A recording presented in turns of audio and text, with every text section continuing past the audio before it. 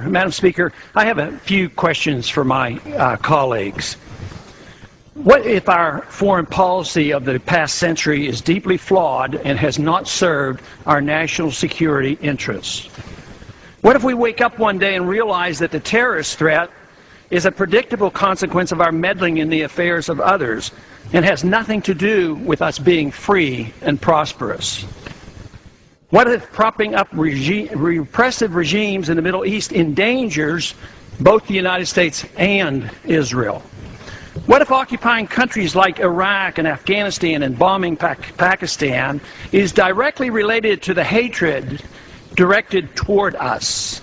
What if someday it dawns on us that losing over 5,000 American military personnel in the Middle East since 9/11 is not a fair trade-off for the loss of nearly 3,000 American citizens, no matter how many Iraqi, Pakistani, and Afghan people are killed or displaced?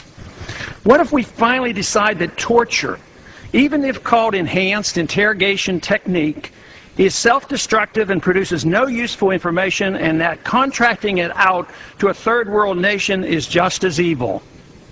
What if it is finally realized that war and military spending is always destructive to the economy? What if all wartime spending is paid for through the deceitful and evil process of inflating and borrowing? What if we finally see that wartime conditions always undermine personal liberty? What if conservatives who preach small government wake up and realize that our interventionist foreign policy provides the greatest incentive to expand the government? What if conservatives understood once again that their only logical position is military intervention and managing an empire throughout the world? What if the American people woke up and understood that the official reasons for going to war are almost always based on lies and promoted by war propaganda in order to serve special interests?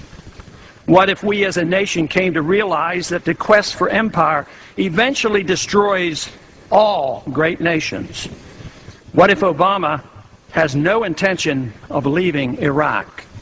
What if a military draft is being planned for the wars that will spread if our foreign policy is not changed? What if the American people learn the truth, that our foreign policy has nothing to do with national security, that it never changes from one administration to the next? What if war and preparation for war is a racket serving the special interests? What if President Obama is completely wrong about Afghanistan and turns out worse than Iraq and Vietnam put together? What if Christianity actually teaches peace and not preventive wars of aggression? What if diplomacy is found to be superior to bombs and bribes in protecting America?